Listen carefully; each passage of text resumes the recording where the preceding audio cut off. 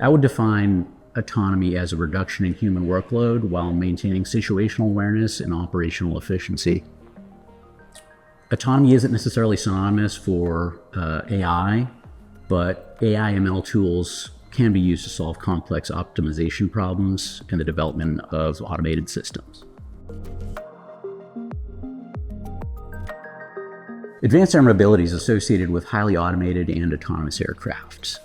Advanced air mobility involves automation of not only the aircraft themselves, but the infrastructure and airspace that these aircraft operate within. We refer to this concept as automated flight rules, or AFR, where specifically equipped aircraft will operate within corridors under a new airspace structure called automated control airspace. Within this airspace, a centralized automated traffic management system will provide tactical services to AAM aircraft and are intended to provide situational awareness of the airspace to air traffic control.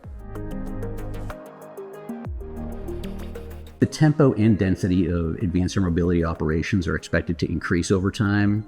This means we will not necessarily be able to rely on human involvement alone to support operations at scale. This will lead to an increased reliance on automated systems to ensure operational safety under both normal and abnormal scenarios. At SkyGrid, we use a classical top-down systems engineering process to develop functions and services. The first part of this process involves the definition of the high-level intent of a service, and if the implementation requires the development of advanced algorithms or autonomy elements, we follow a technology maturation process that involves airspace simulations to validate requirements.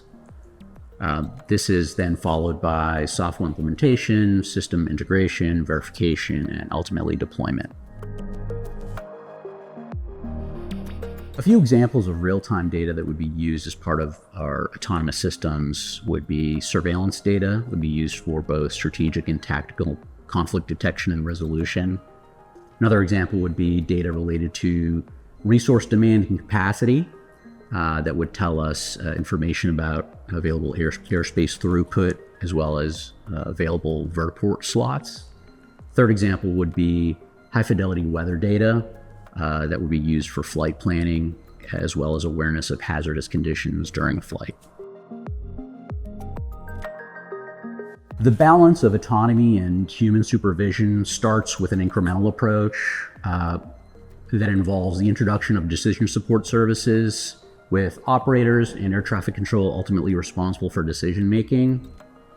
As we gain operational experience with the deployment of these decision support services, we'll gradually move towards human supervision of these systems with the ultimate goal leading to full autonomy in the future.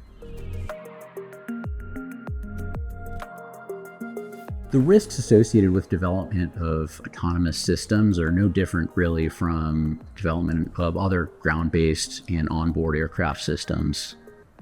The risk is assessed based on the criticality and potential failure modes of the functions that are being implemented, and this determines the level of rigor that's used to develop the system.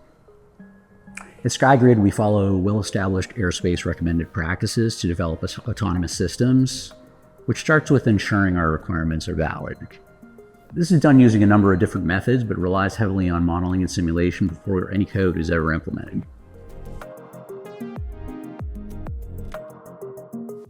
In terms of benefit to the broader economy, the higher tempo and higher density operations that autonomous systems will enable represent greater revenue for airlines and Part 135 operators. A couple of examples. Strategic PSU services like operational intent management and pre-tactical services like departure metering will lead to greater predictability in operations and a reduction of delays. Other example include services like mission intent validation and vertiport resource coordination, which consider aircraft energy consumption in order to propose optimized flight plans and rerouting options.